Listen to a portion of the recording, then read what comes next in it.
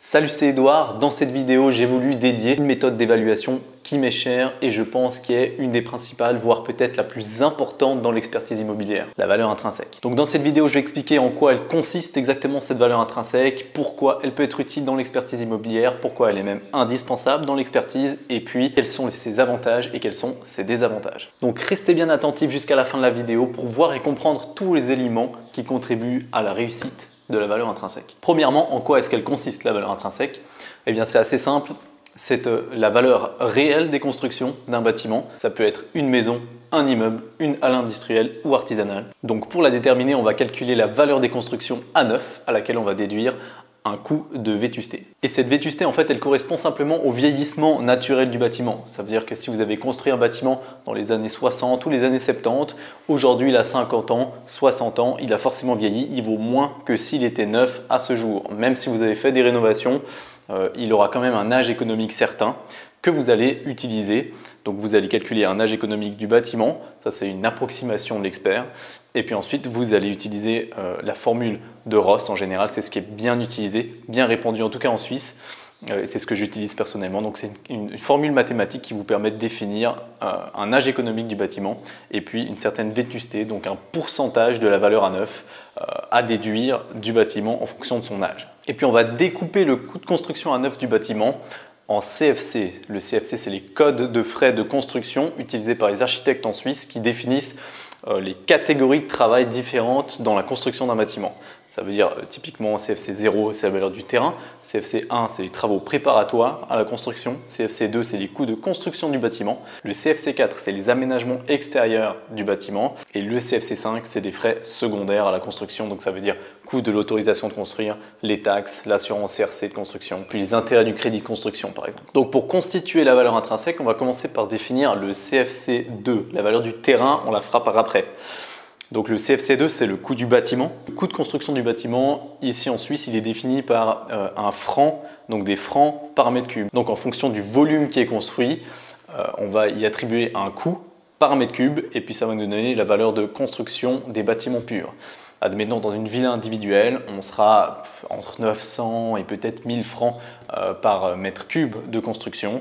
Et puis dans un immeuble de rendement, par exemple l'immeuble locatif, on sera peut-être en fonction du cubage, mais un immeuble standard, une dizaine d'appartements, on sera peut-être à 750 francs le mètre cube, 800, 850 francs le mètre cube si on fait quelque chose de plus haut standing. Donc pour déterminer avec précision ces francs par mètre cube, on est obligé de visiter le bâtiment et de faire notre propre appréciation en fonction de notre expertise sur quelle est la qualité qui a été fournie à la construction et puis du coup quel franc par mètre cube on va pouvoir attribuer au bâtiment.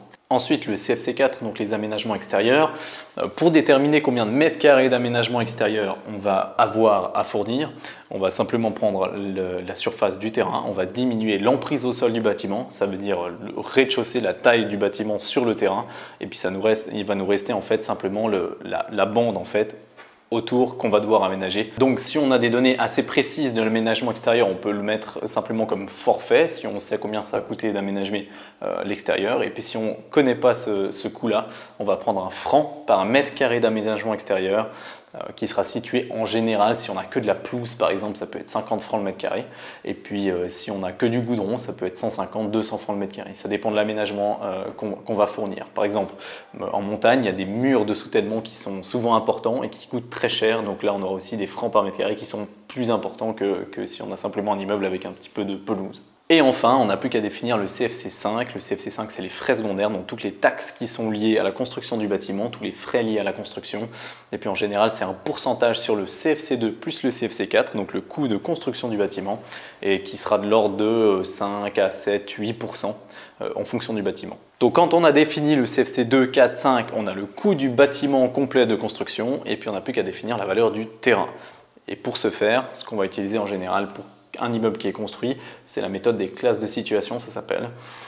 Donc si l'expert connaît très bien sa situation et puis qu'il peut le faire par valeur de comparable simplement, donc un franc par mètre carré de terrain, c'est faisable aussi. Moi je ne suis pas fan de cette situation, de cette solution, mais c'est faisable aussi. Mais autrement, la méthode de classe de situation, c'est simplement des critères, donc des notes qu'on va attribuer au terrain en fonction de certains critères, donc des caractéristiques du terrain.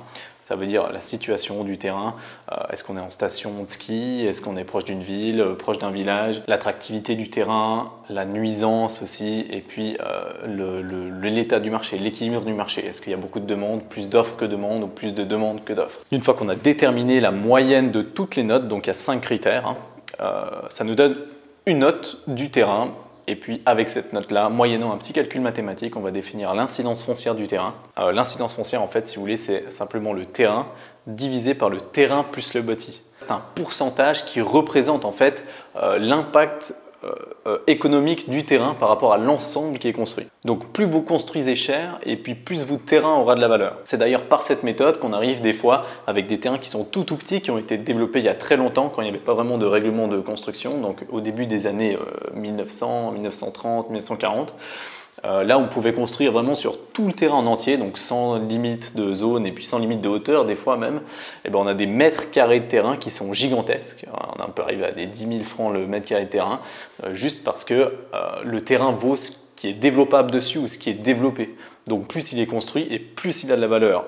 En théorie. Donc d'une fois que vous avez calculé la valeur du terrain, vous avez le CFC 0, CFC 1. Alors le CFC 1, les travaux préparatoires, normalement, quand il s'agit d'un immeuble qui est déjà construit, on ne les calcule pas séparément, ils sont comptés comme compris dans la valeur du terrain, donc dans le CFC 0.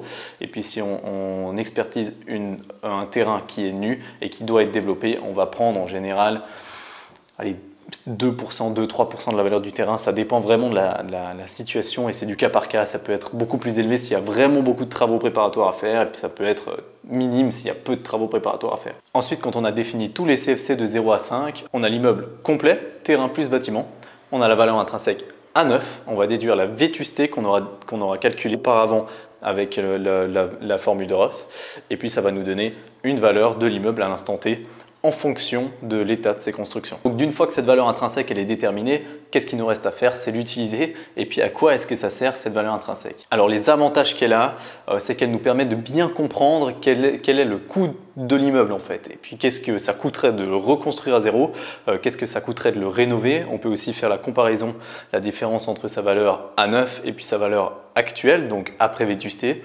Et puis ça nous permet aussi de calculer la provision pour travaux lourds, ça veut dire le CAPEX, Capital Expenditure, pour la valeur de rendement. Ça c'est aussi, j'expliquerai ça dans une autre vidéo sur la valeur de rendement que je ferai si vous appuyez sur le bouton j'aime ci-dessous et si vous me laissez un commentaire pour me dire que vous aimeriez bien voir ce que c'est la valeur de rendement ou bien qu'est-ce que vous aimeriez voir sur cette chaîne.